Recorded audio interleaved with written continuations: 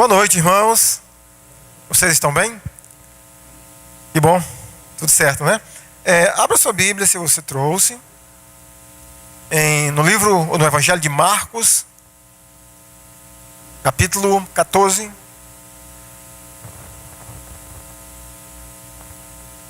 Evangelho de Marcos, capítulo 14.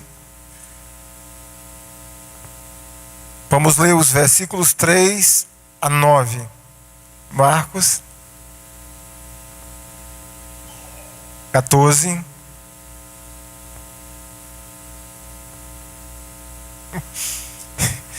Versículo 3 ao 9. Encontraram, amém? Diz assim: estando ele em Betânia, reclinado à mesa, em casa de Simão, o leproso, veio uma mulher trazendo um vaso de alabastro com preciosíssimo perfume de nardo puro e, quebrando o alabastro, derramou o bálsamo sobre a cabeça de Jesus. Indignaram-se alguns entre si e diziam: para que este desperdício de bálsamo? Porque este perfume poderia ser vendido por mais de 300 denários e dar-se aos pobres. E murmuravam contra ela. Mas Jesus disse: deixai-a, por que a molestais? Ela praticou boa ação para comigo. Porque os pobres sempre o tendes convosco. E, quando quiserdes, podeis fazer-lhes bem. Mas a mim nem sempre me tendes. Ela fez o que pôde. Antecipou-se a ungir-me para a sepultura. Em verdade vos digo, onde for pregado em todo o mundo o Evangelho, será também contado o que ela fez para a memória sua. Vamos orar mais uma vez, irmãos? Nosso Deus e Pai, mais uma vez, nós nos colocamos da Tua presença diante do Senhor, confiante, meu Senhor, que o nosso clamor, a nossa oração, chegará ao Teu trono da Tua graça, meu Senhor. Nós pedimos nesse momento, mais uma vez, humildemente, que o Senhor prepare o nosso coração, a nossa mente para receber, Senhor, a Tua palavra. Que o Senhor não deixe, meu Deus, que nada possa vir a atrapalhar, que o nosso coração, Senhor, possa ser e que é aquela terra que recebe a semente, que é a Tua palavra, e produz, meu Senhor, muitos frutos. Então, que assim seja, que a Tua palavra, meu Deus, venha e nos console, nos admoeste, nos ensine, nos exorte e nos ajude, meu Senhor, a vivermos cada vez mais conforme a Tua palavra. Que Teu Espírito dirija tudo o que está e o que vai acontecer aqui. E pedimos isso no nome do Senhor Jesus. Amém. Irmãos, nós estamos chegando ao final do quinto princípio, é isso? Vamos lembrar aí, primeiro, conheçam as Escrituras, amem os irmãos, busquem, vivam e tenham um bom testemunho. Acredito que a primeira mensagem sobre essa temática que o pastor Marcos trouxe, ele enfatizou muito sobre que o ensino convence, o exemplo arrasta. O exemplo arrasta. E você já parou para pensar, meus irmãos, sobre a importância de um testemunho? Fiquei pensando esses dias sobre isso e percebi que, por exemplo, o mundo comercial, o marketing comercial, vive em cima disso. Talvez alguns dos jovens aqui não vão lembrar, mas década de 80, eles conseguiam fazer propaganda de cigarro com homens e mulheres cheios de saúde, para que por meio daquele testemunho levasse muitas outras pessoas a enveredar por aquele vício, que se sabe que só se traz problema para a saúde. Quando nós olhamos a propaganda via televisão, rádio, mas sobretudo televisão, é as pessoas falando o quanto é bom aquilo que elas estão comendo, que elas estão usando, desde marca de qualquer produto como a Tigre, como a marca de um biscoito Tostine, são testemunho de pessoas dizendo que aquilo é bom. Mas é bom porque elas provaram, elas experimentaram e viram que aquilo é bom. E por meio daqueles testemunhos, nos induz a usar aquele produto. A teologia da prosperidade também sabe o poder do testemunho. É muito comum nós ouvirmos ou vermos pessoas testemunhando nessas, neopentecostalismo, de uma maneira geral na teologia da prosperidade, mais ou menos assim: traga a sua oferta, porque eu dei tanto e recebi tanto. E por meio daqueles testemunhos, leva a pessoas a também fazerem a mesma coisa. Mas a Bíblia não é diferente. Os evangelhos e o livro de Atos, existe inúmeros testemunhos daquilo que Jesus Cristo fez, e pessoas afirmando aquilo que ele fez, e testemunhando que somente Jesus, ou seja, o Messias, poderia fazer o que ele fez. É tanto que, o final do Evangelho de João, no capítulo 20, o evangelista diz que tudo aquilo que foi relatado, aqueles sinais que foram relatados, era para mostrar que Jesus Cristo é o Senhor, o Filho de Deus. O livro de Atos existe inúmeros testemunhos de homens e de mulheres também, dizendo o que Jesus Cristo fez na vida deles. Eu queria ressaltar 2 testemunhos.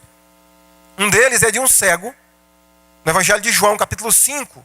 As pessoas chegam e começam a pressionar aquele cego, como é que ele era cego e agora ele via.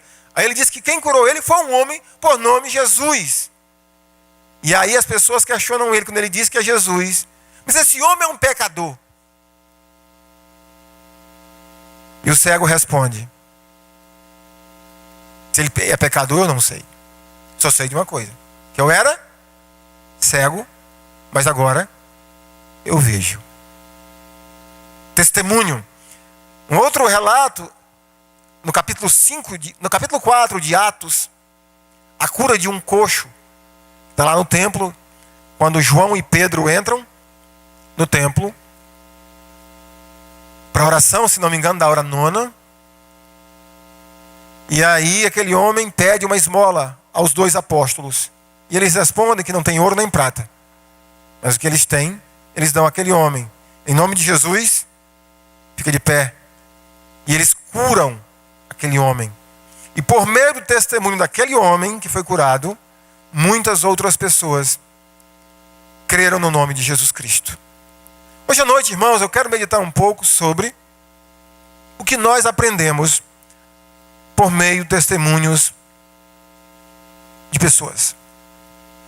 Por que o testemunho tem essa influência tão forte sobre as nossas vidas? Por que nós somos tão persuadidos por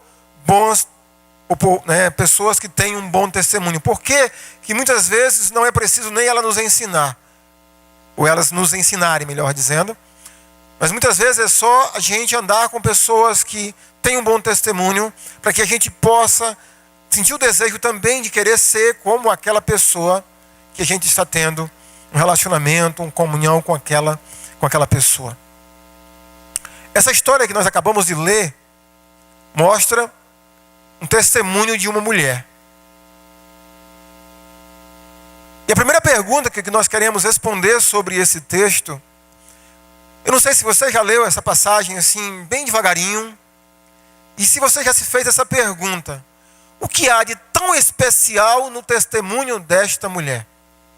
Porque no versículo 9, Jesus Cristo diz o seguinte: em verdade eu vos digo, onde for pregado em todo o mundo o evangelho, será também contado o que ela fez para a memória sua.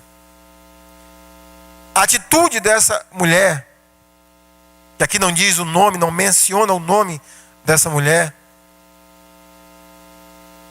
de alguma forma chamou tanta a atenção de Jesus Cristo que ele disse que aonde o evangelho dele fosse pregado, essa história seria relatada. E dos 4 evangelistas, 3 relatam essa história: Mateus, Marcos e o Evangelho de João relatam essa história. O que há de tão especial no testemunho que essa mulher deixa para todos os cristãos, não só da sua geração, mas para nós, para outras gerações que já passaram e talvez para outras gerações que virão antes da volta do Senhor Jesus. Para a gente responder essa pergunta, talvez, irmãos, a gente possa imaginar que o motivo pelo qual esse testemunho foi tão exaltado por Jesus Cristo seja porque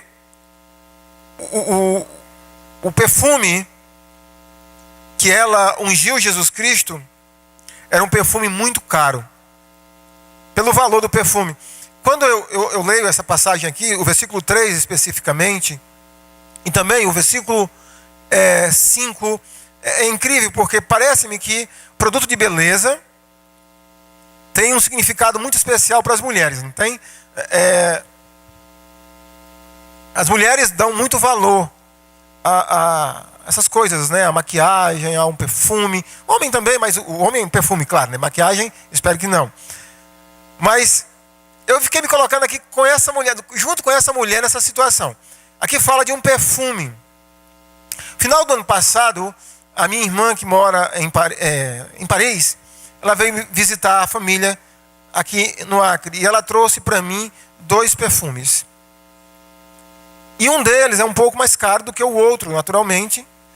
Não é algo tão caro, mas mais caro. E vai fazer um ano agora em outubro que eu ganhei esse perfume. Ele está quase do mesmo jeito.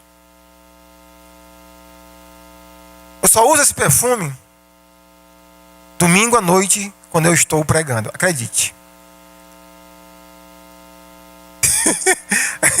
Às vezes os meus meninos, meus filhos, né, vão usar. Aí eu, rapaz, usa pelo menos assim um dia tão especial, tipo domingo à noite, né?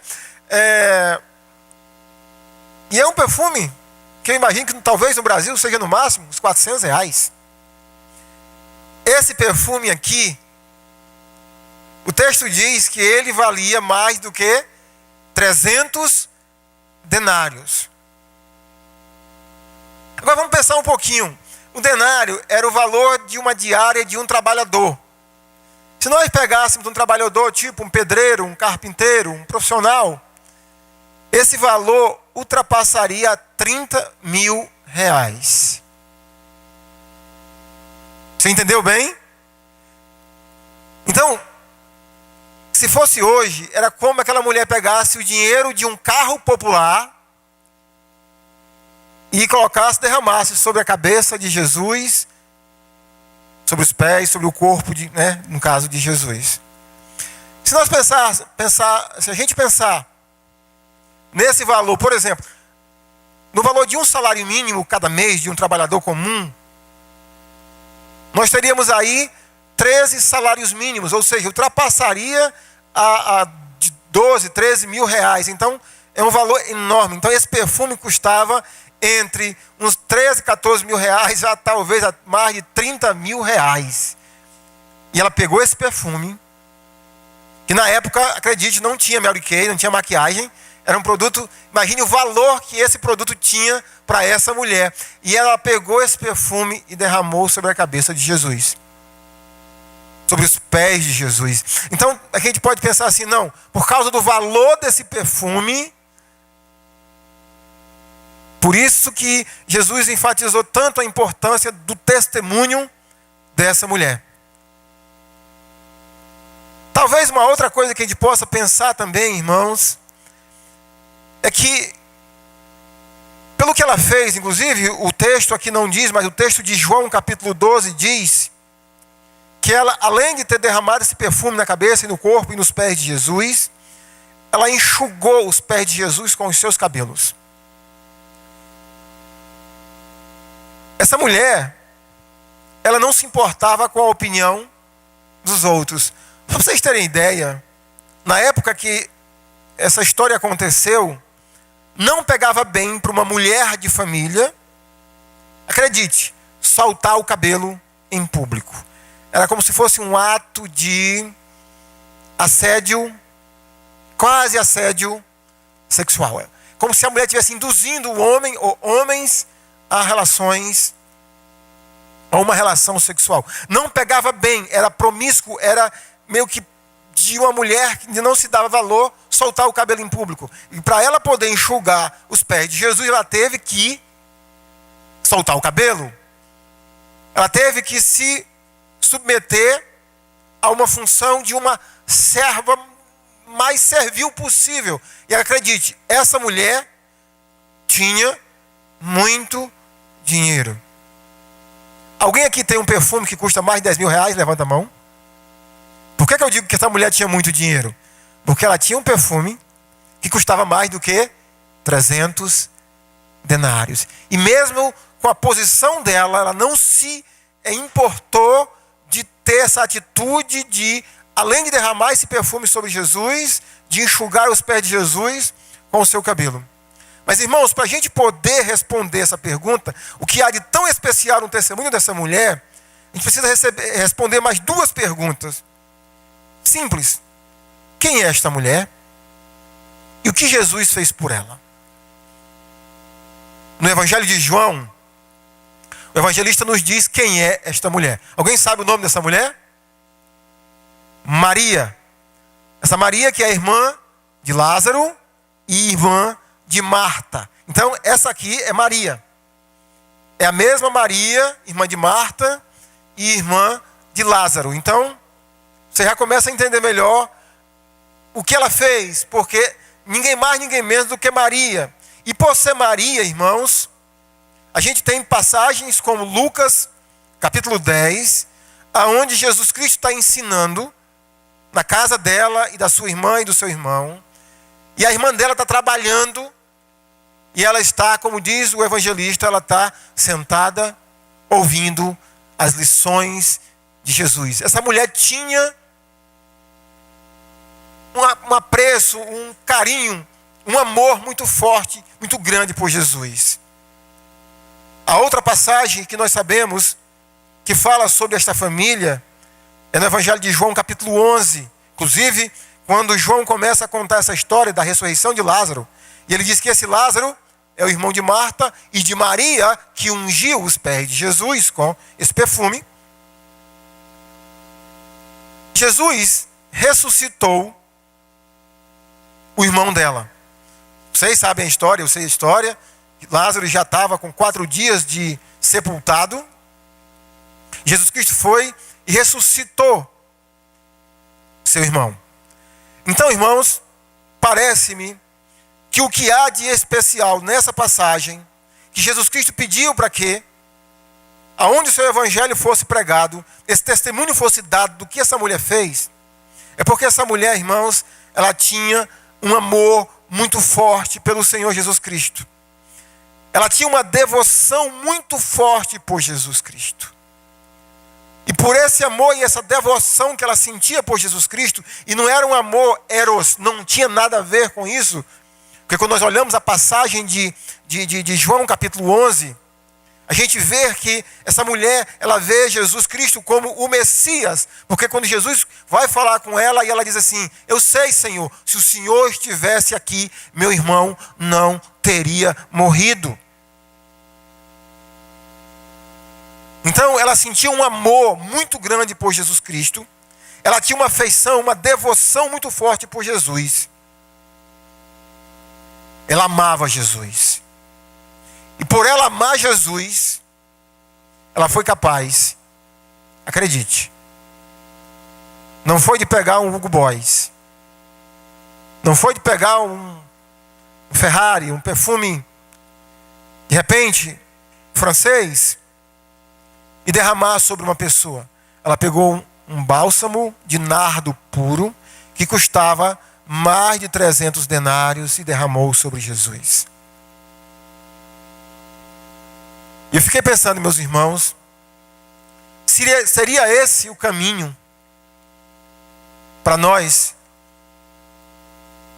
termos um bom testemunho? Será que esse é o caminho para cada cristão ter um bom testemunho, ter essa devoção e esse amor pelo Senhor Jesus? Parece-me que é. Eu lembrei-me de uma passagem que o apóstolo Paulo escreve no livro de Gálatas. Se você souber decorado, pode citar comigo Gálatas 2:20. O apóstolo Paulo diz: logo, já não sou eu, mas Cristo vive em mim, e esse viver que eu tenho na carne, eu vivo pela fé no Filho de Deus que me amou e a si mesmo se entregou por mim. Não dá para respondermos com objetividade se Maria já era uma crente em Jesus Cristo, no sentido de ver Jesus Cristo como o Cordeiro de Deus que tira o pecado do mundo. Não há como respondermos objetivamente. Ela sabia que Jesus Cristo era o Messias, mas não sabemos se ela via o Messias como os outros judeus, aquele Messias que iria vir libertar a Palestina, os judeus, da opressão dos romanos, e governar o povo de Deus e o mundo por 1000 anos, ou se também ela via Jesus como esse cordeiro, que para poder salvá-la, ele precisava entregar a sua vida no seu lugar. Por isso, irmãos, Maria, ela fez isso. Ela deu esse testemunho para nós, porque ela tinha esse amor, essa gratidão por Jesus Cristo, pelo que ele fez por ela. E se Maria não era ainda uma crente, ou não compreendia ainda o Evangelho como nós compreendemos, como o apóstolo Paulo compreendia para dizer que não era mais ele que vivia, mas era Cristo que vivia nele, porque Jesus Cristo deu a vida dele, por ele, Paulo, e Paulo agora dava a vida dele para viver pelo reino de Deus. Maria tinha muita gratidão pelo que Jesus Cristo tinha trazido para a vida dela. Se Jesus não tinha trazido ainda a salvação, Jesus tinha trazido para a vida de Maria esperança. Esperança para saber que o reino de Deus estava próximo. Esperança para saber que a promessa de Deus tão antiga, que o seu filho, ou seja, que o Messias habitaria no meio deles, estava presente, e ela via Jesus Cristo com esses olhos, como o Messias. E além de ver Jesus Cristo como o Messias e ter essa esperança no futuro reino de Deus, Jesus havia ressuscitado o irmão dela. E ela era muito grata por tudo que Jesus Cristo tinha feito por ela. E ela queria demonstrar, e ela demonstrou por meio dessa atitude, o amor, o carinho, a gratidão, a devoção que ela tinha por Jesus. A segunda pergunta, irmãos, que eu quero pensar nessa noite junto com vocês: o que essa história de Maria nos ensina? Lembra que o testemunho tem essa influência de nos impressionar de tal forma, da gente querer repetir atos que nós louvamos e que nós exaltamos. Por que quando a gente vê atitudes, coisas que pessoas fazem, que dá certo, nós queremos fazer? O que essa história, irmãos, nos ensina sobre a vida e como devemos agir? Eu percebi aqui, irmãos, pelo menos umas 5 lições importantíssimas para a nossa vida, se nós quisermos também deixarmos esse legado de um bom testemunho. E a primeira coisa, irmãos, que eu queria falar sobre o que essa história nos ensina, é que essa história nos ensina a valorizar as pessoas que são especiais para nós. Deixa eu fazer uma pergunta para você. Você tem pessoas que são especiais para você? Amém? Tem? Agora eu te pergunto, essas pessoas que são especiais para você, será que essas pessoas sabem que elas são especiais para você? Porque às vezes, meus irmãos, eu percebo que a gente tem às vezes pessoas em alta conta, mas muitas vezes nós não demonstramos que essas pessoas são especiais para a gente. Vai desde um relacionamento familiar, de um pai pelo um filho, de uma esposa pelo esposo, ou de um esposo pela esposa, de filhos pelos seus pais. Às vezes nós sentimos tanto e sentimos que pessoas são tão especiais para a gente, mas nós não demonstramos por meio de atitudes que essas pessoas são especiais para a gente. Maria nos ensina por meio do seu testemunho que Jesus Cristo era muito especial para ela. O versículo 3, como nós já comentamos um pouco, diz: estando ele em Betânia, reclinado à mesa, em casa de Simão o leproso, veio uma mulher trazendo um vaso de alabastro com preciosíssimo perfume de nardo puro e, quebrando o alabastro, derramou o bálsamo sobre a cabeça de Jesus. E verso 5 diz o valor desse perfume. O que você tem feito, meu irmão, minha irmã? Para que as pessoas que são especiais para você saibam que elas são, de fato, especiais. Às vezes nós usamos desculpas para a gente não fazer isso. Eu lembro de um amigo, e uma das vezes, o Dr. Jaime Kemp, em 2008, se não me engano, ele foi fazer uma oficina lá na nossa igreja, lá em Cruzeiro, na época, sobre família. Família é uma ideia de Deus.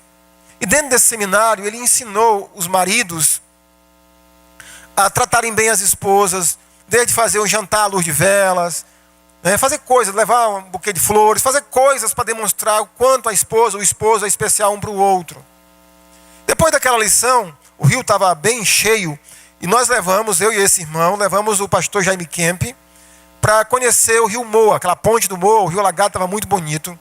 E acredite, irmão, em toda a viagem, esse irmão queria convencer o pastor Jaime Kemp de que aquilo não dava certo na nossa região.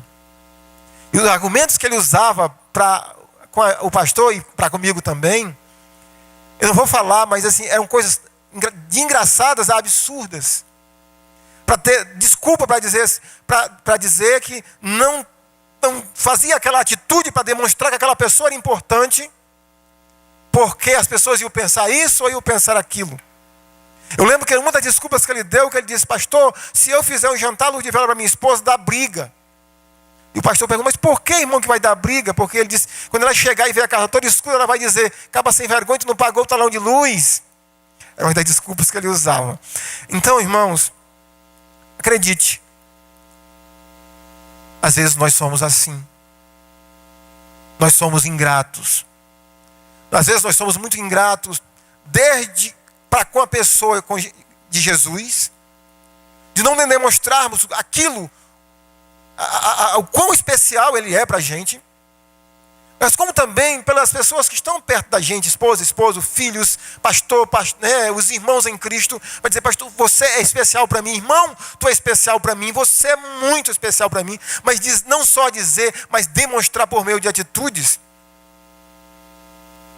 Maria tinha Jesus em autoestima. Jesus era muito especial para ela. Acredito que Maria poderia cantar aquele hino do cantor cristão: precioso é Jesus para mim. Precioso é Jesus para mim. Jesus é precioso para você, meu irmão. Mas possivelmente você não tem demonstrado, talvez eu não tenha demonstrado por meio de atitudes, o quanto Jesus é especial para mim. O quanto o irmão, a irmã é especial para mim.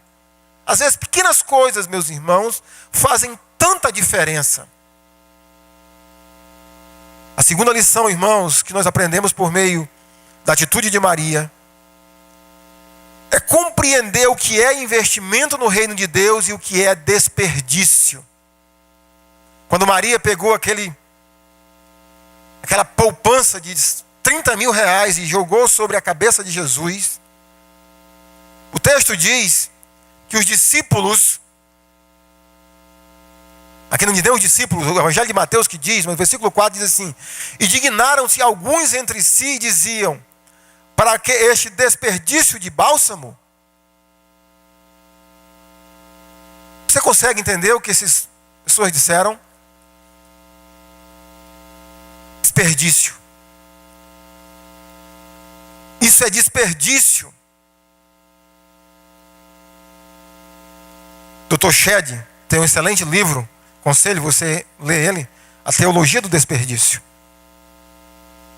Mas eu quero que você pense nessa pergunta: você consegue compreender a diferença entre investimento no reino de Deus e desperdício? Possivelmente, meus irmãos, todos nós, pensando sobre essa pergunta, nós não compreendemos o valor. E Maria me ensina, por meio do testemunho dela, o quanto o reino de Deus era importante para ela. Por meio do valor, grave bem, por meio do valor da atitude que ela fez, ela demonstrou o que Jesus tinha ensinado: aonde está o teu tesouro, está o teu coração. Jesus era importante para ela.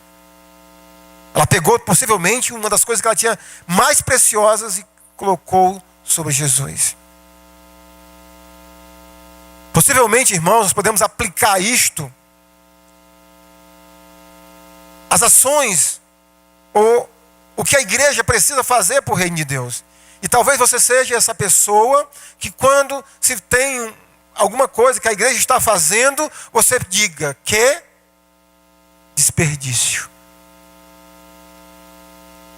Eu soube de uma pessoa que congregava aqui com a gente, que não veio mais para a igreja desde que a igreja comprou esse som e esses ar-condicionados. Porque na cabeça dessa pessoa é um desperdício. E eu nunca fui conversar com essa pessoa sobre este assunto, porque eu não tenho argumento para conversar com uma pessoa dessa.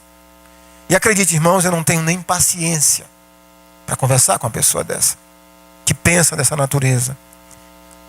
Talvez você, meu irmão, todas as vezes que a igreja vai fazer algo, você pense no seu coração, ou até diga: que desperdício. Que desperdício. A gente poderia pegar isso e dar aos pobres. E Jesus nos dá uma lição tão importante. O que é mais importante, meus irmãos? É Jesus ou os pobres? Para você. Jesus ou os pobres? É Jesus. Porque se Jesus for importante para você, os pobres também vão ser.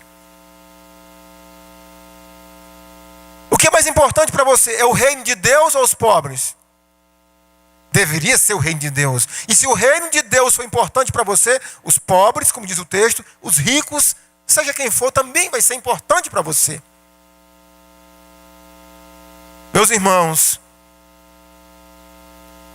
para a gente saber se nós compreendemos o que é investimento no reino de Deus ou desperdício na vida, é só a gente pensar um pouco no que ou quanto eu tenho feito investimento no reino de Deus. Quais são as minhas aplicações no reino de Deus? O que é que eu tenho investido no reino de Deus? A terceira lição, meus irmãos: quem são as pessoas que me influenciam, irmãos? Já há algum tempo atrás eu falei um pouco sobre isso, não vou demorar-me muito por causa do tempo. Mas quem são as pessoas que exercem influência sobre a sua vida? O versículo 4 diz assim: indignaram-se alguns entre si e diziam: para que este desperdício? O Evangelho de Mateus diz que foram os discípulos que se indignaram. Acredite, Pedro, João, me ajude aí, Tiago, Judas, Tomé e etc. Esses homens se indignaram por ver essa atitude dessa mulher de pegar esse perfume caríssimo e derramar sobre Jesus. Mas o Evangelho de João diz quem foi que influenciou os discípulos. Quem foi? Judas Iscariotes. Foi Judas que influenciou eles. Foi Judas que era o tesoureiro que disse: bem que a gente poderia pegar aí 30 mil reais e dar, olha para mim, e dar aos pobres. Olha para mim, e dar aos pobres. E dar aos pobres. Não se ofenda comigo, tá, irmãos?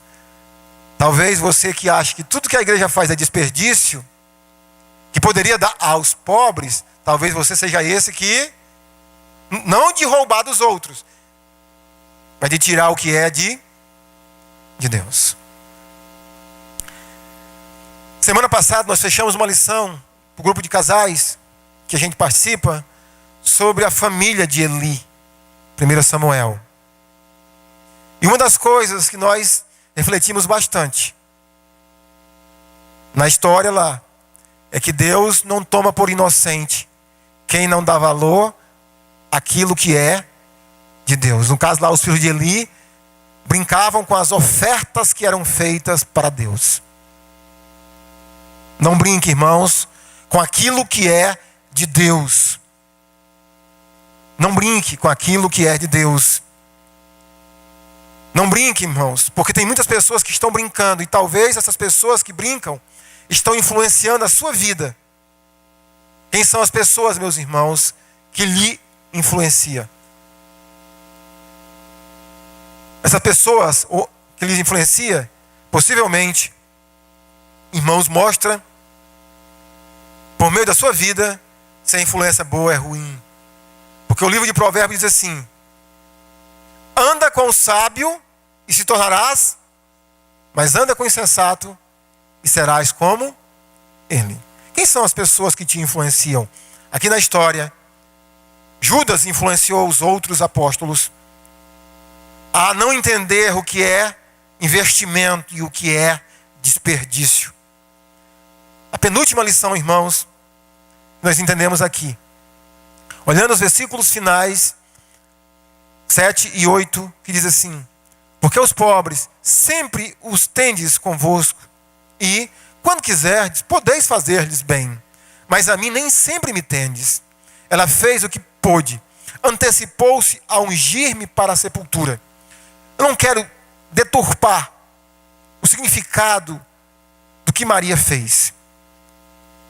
Aqui Jesus está dizendo para nós que, de uma forma que Maria nem sabia, ela ungiu Jesus, porque Jesus estava dizendo que ele ia morrer como um criminoso, e um criminoso não tinha direito a um embalsamento, se é a palavra, não tinha direito a ser ungido com um perfume desse ou qualquer outro tipo de substância preparado para a sepultura. Então ela antecipou-se, ela fez isso, guiada por Deus, para que o Filho de Deus fosse ungido, fosse perfumado para o seu sepultamento. Agora, meus irmãos, o que nós podemos aprender com isso aqui? É uma lição que quem já leu o livro do pastor Rick Warren, Uma Vida com Propósito, vai saber, vai lembrar do que eu estou ensinando aqui. É que nós devemos viver cada dia como se fosse o último dia. Tratar as pessoas que nós amamos como se fosse o último dia que nós estamos vivendo com ela. Maria não sabia que Jesus dali 2, 3 dias morreria. Ela não sabia. Mas ela agiu para com Jesus de uma forma que Jesus disse, ela está antecipando o que iriam fazer comigo se eu tivesse esse direito diante dos homens. Então ela está antecipando. Então, irmãos, aprenda esse princípio de vida. É sábio. Viva cada dia. Viva hoje como se fosse o último dia. Você não sabe se quando acordar amanhã você vai estar vivo ou morto. Já pensou, você acorda morto? Acorda. Estou certo ou estou errado? Acorda ou não acorda? Acorda. A pessoa, você acorda e não diz para Rosilene, você é muito especial para mim. A pessoa, Rosilene, você acorda e não lembra de dizer, Reginaldo, você é tão especial para mim. Então, irmãos, a gente precisa internalizar isso, viver cada dia como se fosse o último dia da vida. E para finalizar, irmãos, eu queria fazer eu não sei nem como é que eu poderia dizer, uma conclusão da seguinte maneira. Você analisou que o quanto gastamos com algo denota o quão especial aquilo que é para a gente? Se nós nunca gastamos com alguém, possivelmente essa pessoa não é tão especial para a gente. Eu tenho 18 anos de casado. E as poucas vezes que eu viajei sem a minha esposa, e eu acho que nós viajamos poucas vezes junto com ela, eu nunca viajei para não trazer algo para ela, e depois os nossos filhos chegaram para os nossos filhos. Sabe por quê? Porque eles são especiais. Irmãos, eu fui tentado em todo esse mês a falar sobre algumas mulheres que deram bom testemunho relatado no Novo Testamento. Não fiz. Mas por que eu não fiz? Porque basicamente o bom testemunho daquelas mulheres ressaltados nas páginas do Novo Testamento, quase todas elas, o que elas faziam tinha a ver, sabe com o quê, irmãos? Olhe para mim aqui de novo. Tinha a ver, sabe com o quê? Com dinheiro. Quase todos os exemplos que eu olhava, desde aquela viúva pobre, que deu tudo quanto ela possuía, as mulheres que cuidaram de Jesus, que financiavam o ministério de Jesus, a essa mulher que deu esse perfume tão precioso, a olhar aquela mulher de Atos que fazia as coisas, que trabalhava com as mãos para fazer roupa para os crentes, para os cristãos, para as irmãs viúvas. Quase sempre, irmãos, tem a ver com dinheiro. Quase sempre tem a ver com dinheiro. Eu sei, meus irmãos, que vivemos dias difíceis com relação à economia. Eu sei disso. Mas se você, meu irmão, está fazendo orçamento familiar, está cortando gastos, e se esses gastos talvez tenham a ver com o reino de Deus, possivelmente, o reino de Deus não é tão importante para você. Se você não tem consagrado suas finanças ao Senhor, possivelmente o Senhor não é tão importante para você. Possivelmente você não ama tanto o Senhor. Maria amava o Senhor, amém? Ela demonstrou isso por meio de atitude. Amém?